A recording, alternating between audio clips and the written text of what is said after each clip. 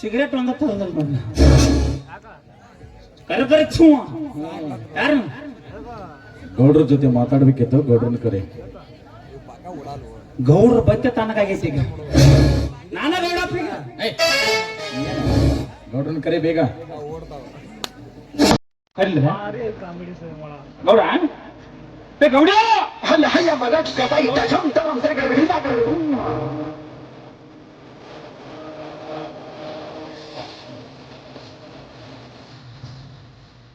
ಬಾಳ್ ಡೋಗಾಗ ಹೋಗ್ಬೇಡ, ಹುಡುಗ ಸರಿ ಇಲ್ಲ.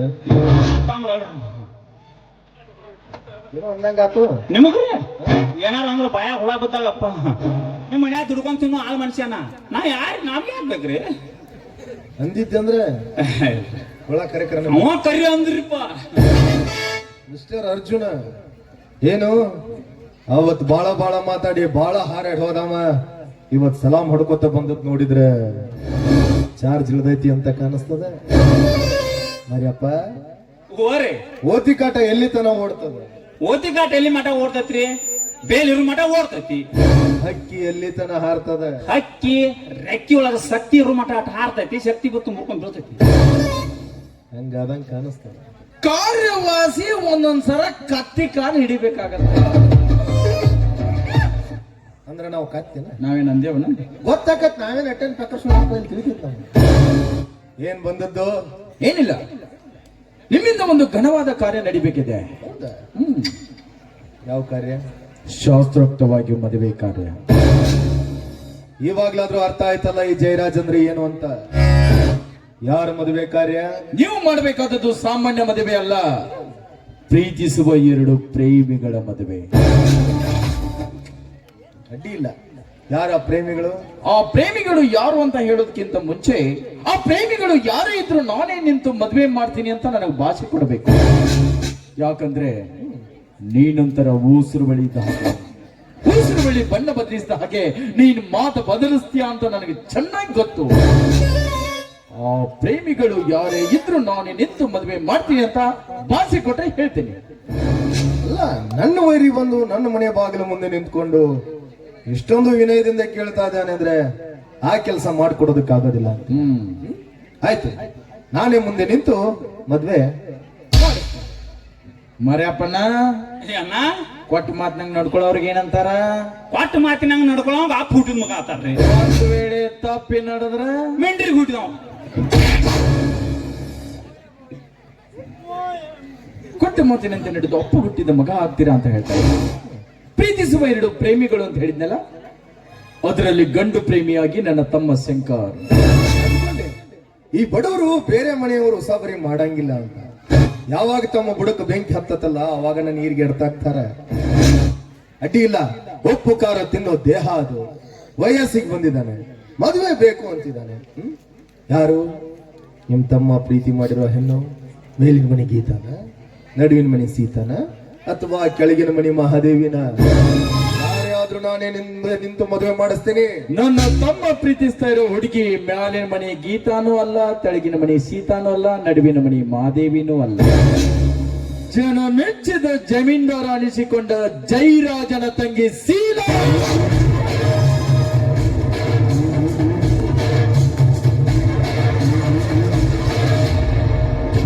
ಬಿಗೆ ಹಿಡಿದು ಮಾತನಾಡು ಬೋಳಿ ಮಗನೇ. ಅಡ್ಡ ಕತ್ತರ್ ಸಾಕಬಿಟ್ಟೇನು?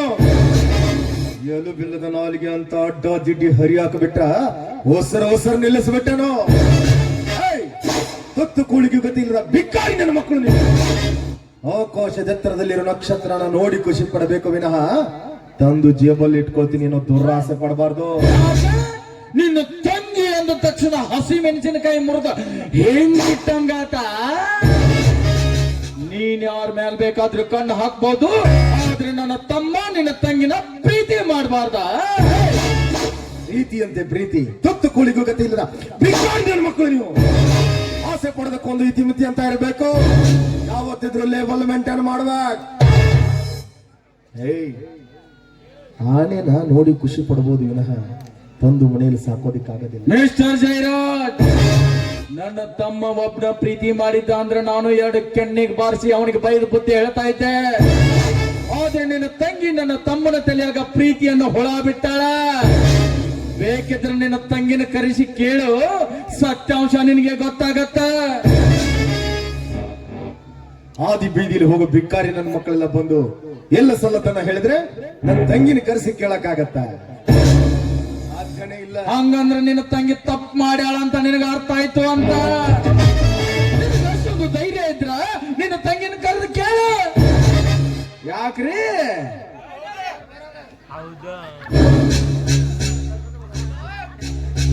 ಕಷ್ಟ ಮಾಡಿಬಿಟ್ಟು ಅಂತಾನೆ ಅಪ್ಪನ ಎಲ್ಲಿ ಗಾಡಿ ಕೂತಿದ್ವಿ ಕೈ ನಿಸ್ಕೋದ ಬಿಡ್ರಿ ಸರಿ ಆಯ್ತು, ನನ್ನ ತಂಗಿನ ಕರೆಸಿ ಕೇಳ್ತೀನಿ. ಆದ್ರೆ ಕೇಳಕ್ ಮುಂಚೆ ಒಂದ್ ಷರತ್ತು. ಏನು? ಆ ಷರತ್ತನ್ನ ಒಪ್ಪಿಕೊಂಡ್ರೆ ಮಾತ್ರ ನನ್ನ ತಂಗಿನ ಕರೆಸಿ. ನನ್ನ ತಮ್ಮನ ಪ್ರೀತಿಗೋಸ್ಕರ ನಾನು ಪ್ರಾಣ ಬೇಕಾದ್ರೂ ಕೊಡ್ತೀನಿ. ಆಫ್ಟರ್ ಆಲ್ ನೀನು ಹಾಕೋ ಸರತೆ ಮಹಾ ಕೇಳ. ನೋಡು, ನನ್ನ ತಂಗಿ ಒಪ್ಕೊಳ್ಳಲ್ಲ ಅಂತ ನನಗೆ ತುಂಬಾ ಚೆನ್ನಾಗಿ ಗೊತ್ತು. ಒಂದ್ ವೇಳೆ ಏನಾದ್ರೂ ನನ್ನ ತಂಗಿ ಒಪ್ಪಿಕೊಂಡ್ರೆ ನಾನೇ ಮುಂದೆ ನಿಂತು ಮದುವೆ ಮಾಡಿಸ್ತೀನಿ. ಒಪ್ಕೊಳ್ಳಿಲ್ಲ ಅಂದ್ರೆ ನಿನ್ನ ಸಾವಿಗೆ ನೀನೇ ಕಾರಣ ಅಂತ ಬರ್ದಿಟ್ಟು ಆತ್ಮಹತ್ಯೆ ಮಾಡ್ಕೊಳ್ಬೇಕು.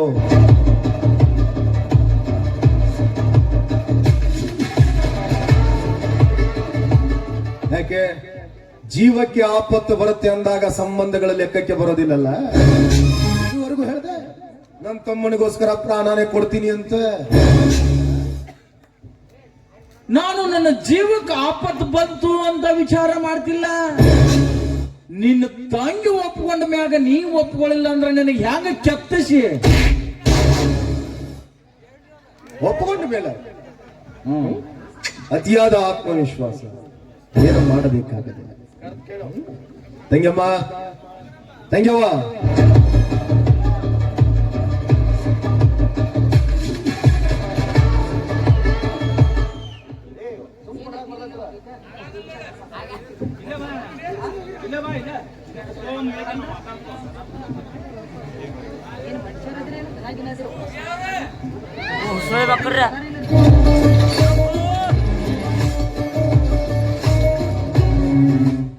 ಯಾಕಣ್ಣ ಕರೆದಿದ್ದು? ದಿನಾಲು ಕಾಲೇಜಿಗೆ ಸರಿಯಾಗಿ ಹೋಗ್ತೀನಿ. ಹಾ, ಹೋಗ್ತಾ ಇದ್ದೀನಣ್ಣ. ಅಲ್ಲಿ ಊಟ ಕೊಡ್ತಾರಲ್ಲವ ವಿದ್ಯಾಭ್ಯಾಸ ಅನ್ನ ಸಾರ ಊಟ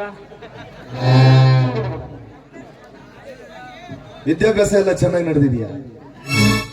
ಹಾ, ನಡೆದಿದ್ದೆ ಅಣ್ಣ. ಏನಿಲ್ಲ, ನಿನ್ನ ಹತ್ರ ಒಂದು ವಿಷಯ ಕೇಳಬೇಕಾಗಿತ್ತು. ಏನಣ್ಣ ಅದು? ಅದು ಚಿಕ್ಕ ಪಾಪ ಟೇಬಲ್ ಮೇಲೆ ಕುಂದಿರ್ತಿರೋ ಅಣ್ಣ.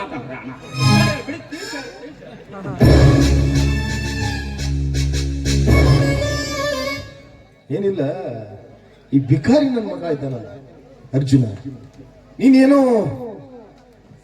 ಇವ್ರ ತಮ್ಮನ್ನ ಪ್ರೀತಿ ಮಾಡ್ತಾ ಇದೀಯ ಅಂತ ಕತೆ ಕಟ್ತಾ ಇದ್ದಾನೆ. ನನ್ನ ತಂಗಿ ಏನಂತ ನನಗೆ ತುಂಬಾ ಚೆನ್ನಾಗಿ ಗೊತ್ತು. ನೀನ್ ಕೊಡೋ ಉತ್ತರದಿಂದ ಈ ಭಿಕಾರಿ ಕೊರಳಲ್ಲಿ ಚಪ್ಪಲಿ ಸರ ಹಾಕಿ ಕಳಿಸಿದಾಗೆ ಉತ್ತರ ಇರಬೇಕು. ಆ ರೀತಿ ಉತ್ತರ ಕೊಟ್ಟು ಕಳಿಸ. ಅಣ್ಣ, ನಾನು ನಿನ್ ತಂಗಿ ಪ್ರೀತಿ ಮಾಡೋದ? ಛೆ, ಇಲ್ಲಣ್ಣ. ಶಬಾಷ್! ನನ್ನ ತಂಗಿ ಅಂದ್ರೆ ಇವಾಗ್ಲಾದ್ರೂ ಅರ್ಥ ಆಗಿರ್ಬೇಕಲ್ಲ. ಜೀವದಾನ ಮಾಡ್ತೀನಿ, ಕಾಲಿಗೆ ಬಿದ್ದು ಕ್ಷಮಕ್ಕೆ ಬಿಡು.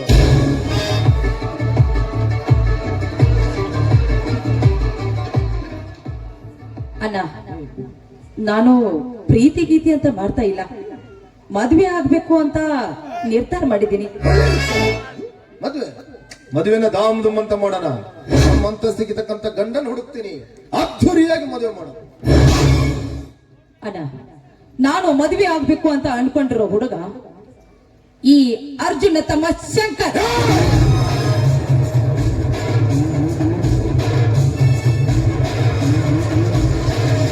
ನಿಂತಲ್ಲೇ ಕತ್ತಿಚಿಗೆ ಸಾಯಿಸಿ ಬರ್ತಾನೆ. ಪ್ರೀತಿ ಅಂತ ಪ್ರೀತಿ, ತುತ್ತು ಕುಳಿಗೂ ಗೆತಿ ಇಲ್ಲದ ಭಿಕಾರಿ ನನ್ನ ಮಕ್ಕಳವರು. ಇದಿಲ್ಲಿಗೆ ನಿಲ್ಬೇಕು. ಇರ್ಲಿಲ್ಲ ಅಂದ್ರ ಈ ನಿನ್ನನ್ನ ಒಂದ್ ರೀತಿ ಗೋಮುಖ ವ್ಯಾಘ್ರ ಇದ್ದಂಗ ಒಂದು ಮುಖ ದರ್ಶನ ಮಾತ್ರ ಮಾಡಿದೀಯ, ಇನ್ನೊಂದು ಮುಖ ನೋಡೋ ಪ್ರಯತ್ನ ಪಡಬೇಡ. ಬದಲಾಗು. ಅಣ್ಣ, ಶಂಕರ್ ನಡೆ ಪ್ರೀತಿಸಿದ್ದೀನಿ, ಶಂಕರ್ ನಡೆ ಮದುವೆ ಆಗ್ತೀನಿ. ನಮ್ ಪ್ರೀತಿಗೆ ಏನಾದ್ರೂ ನೀವು ಅಡ್ಡಿಪಡಿಸಿದೀಯಾದ್ರೆ ನೀವು ನಿಮ್ ತಂಗಿ ಹೆಣ ನೋಡ್ಬೇಕಾಗುತ್ತೆ.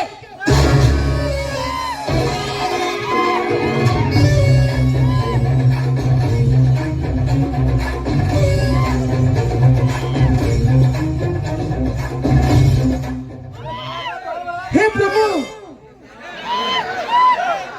ಹರೇ ರಾಮಕೃಷ್ಣ ಜಗನ್ನಾಥ ಪ್ರೇಮಾನಂದಿ ಈ ಕ್ಯಾ ಹುವಾ?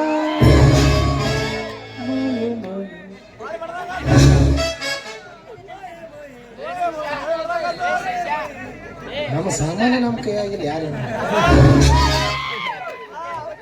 ಅವಳು ಒಪ್ಕೊಂಡಿದ್ದಾಳಂತ ಈ ಮದುವೆಗೆ ನಾನು ಒಪ್ಕೊಳ್ಳೋದಿಲ್ಲ. ಅವಳಿಗೊಂದು ತೊಟ್ಟು ವಿಷ ಹಾಕಿ ಕೊಂದಾಕ್ತೀನಿ ವಿನಃ ಈ ಮದುವೆ ನಡೆಯೋದಕ್ಕೆ ನಾನು ಬಿಡೋದಿಲ್ಲ. ಒಪ್ಕೊಳಕ ಹೋಗಬೇಡ ಮಾರ್ಯಾಪಣ್ಣ. ಕೊಟ್ಟ ಮಾತಿಗೆ ತಪ್ಪಿ ನಡೆದವ ಏನಂತಾರ? ಹೇಳ್ರ ಇವ್ ಓದಿತಾನ, ಬಿಟ್ರ ಇವ್ ಹೊಸ ಯಾಕೈತಿ ಮಿಂಡ್ರಿ ಹುಡುಗ ಅದನ್ನ ಬೇಡಿ ಬಗ್ಗಿಸಿ ಬಂದನು ಓದಿ.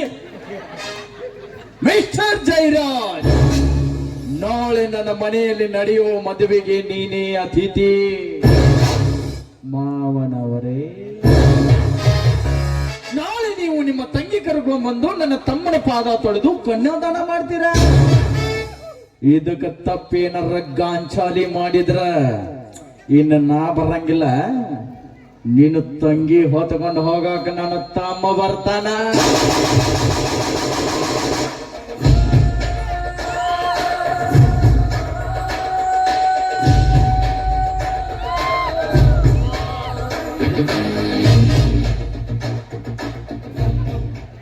ಹೇ ಮರಿಯಪ್ಪ, ಈ ಮದುವೆ ನಡಿಬಾರ್ದು, ನಡಿಕೂಡ್ದು. ಮದುವೆ ಸಂಭ್ರಮದಲ್ಲಿರೋ ಆ ಕುಟುಂಬ ಸ್ಮಶಾನ ಸೇರ್ಬೇಕು. ಆ ಕುಟುಂಬದಲ್ಲಿ ಒಬ್ಬನನ್ನ ಮಗನು ಬದುಕಬಾರ್ದು. ಈ ಊರಲ್ಲಿ ಇಂಥ ಕುಟುಂಬ ಇತ್ತು ಅನ್ನೋದು ಯಾರಿಗೂ ಗೊತ್ತಾಗಬಾರ್ದು. ಈ ಜಯರಾಜನ ಕುಟುಂಬದ ಮೇಲೆ ಯಾಕೆ ಕಣ್ಣು ಹಾಕ್ದೆ ಅಂತ ತಮ್ಮಷ್ಟಕ್ಕೆ ತಾವೇ ಸ್ಮಶಾನದಲ್ಲಿ ಗೋರಿ ತಕೊಂಡು ಬದುಕಬೇಕು. ನಿಮಗ ಅದಕ್ಕ ಹುಚ್ಚರು ಅನ್ನೋದು ನೋಡ್ರಿ. ನಿಮಗ ಅಲ್ಲಿ ಯಾವಾಗ ಶನಿವಾರ ನಿಮ್ಮ ಈಗ ಎಲ್ಲಿ ಬಂದಿದ್ದ ನೋಡಿದ್ರಲ್ಲ ನಮ್ಮ ಬಾಳೆ. ಅದು ಈ ಫ್ಯಾಕ್ಟ್ರಿ ಕಟ್ಟಿಸ್ಬೇಕು ಅಂದಿದ್ದು ಗೊತ್ತೈತಲ್ರಿ. ಈಗ ಬರಾಬರಿ ಕಟ್ಟಾಡ್ ನಿಂತು 2 ದಿವಸ ಆತ್ರಿ. ಈಗ ನಮಗ್ ಬೇಕಾಗಿದ್ದು 3 ಎಕರೆ ಆಯ್ತ್ರಿ. ಸಂಬಂಧ ಐತಿ, ಸಂಬಂಧ ಇರ್ತಾವ್ರಿ ಅವು. ನಮಗ ಬೇಕಾದದ್ದು 3 ಎಕರೆ ಆಸ್ತಿ ರೀ. ಆ ನಟ್ ನಡಬರ್ಕಾರನ ಎತ್ತು ಏನು ಕಟ್ಟಾಡ್ ಮಾಡಾಕ್ ಬರುವತ್, ನಮಗ್ ಫ್ಯಾಕ್ಟ್ರಿ ಕಟ್ಟಾಕ ಬರುವತ್. ಈಗ ತಾನಾಗೆ ಬಂದು ಬಿದ್ದೈತ್ರಿ ಬಲಿಗೆ. ಅದು ಈಗ ಉಪಯೋಗ ಮಾಡ್ಕೊಂಡ್ ಬಿಡುದ್ರಿ. ಹೌದು, ಅವಾರ ಏನು ಕೇಳಿದಾನ, ನಮ್ಮ ತಂಗಿನ ಅವ್ರ ತಮ್ಮಕ್ ಕೊಡ್ರಿ ಅಂತ ಕೇಳಾಕತ್ತ. ನಾವು ಒಂದ ಕಲ್ಲಿಗೆ 2 ಹಣ್ಣು ಬೆಳಿಬೇಕ್ರಿ. 2 ಹಣ್ಣು ಹೌದ್ರಿ, ಒಂದ ಕಲ್ಲಿಗೆ 2 ಬೀಳಬೇಕ್ರಿ. ಅವ ಹೆಂಗಂದ್ರ ಈಗ ನಮ್ಮ ತಂಗಿನ ಅವ್ರ ತಮ್ಮ ಕೊಟ್ಟಿವ ತಿಳ್ಕೊರಿ. ಹೌದು, ನಮಗ್ ಮತ್ತೊಂದು ಆತ ಮನ್ಯಾಗ ಆ 3 ಎಕರೆ ಆಸ್ತಿ ಅವ್ರ ತಮ್ಮ ನಮ್ಮ ಮಳೆ ಆದಂದ್ರ 3 ಎಕರೆ ಆಸ್ತಿ ನಮಗ್ ಪಾಲಿಗೆ ಆಕತಿ. ಅಲ್ಲಿ ನಮ್ಮ ಫ್ಯಾಕ್ಟ್ರಿ ಆಕೈತಿ. ಅಲ್ಲ ಸ್ವಲ್ಪ ಓಡಿಸ್ರಿ.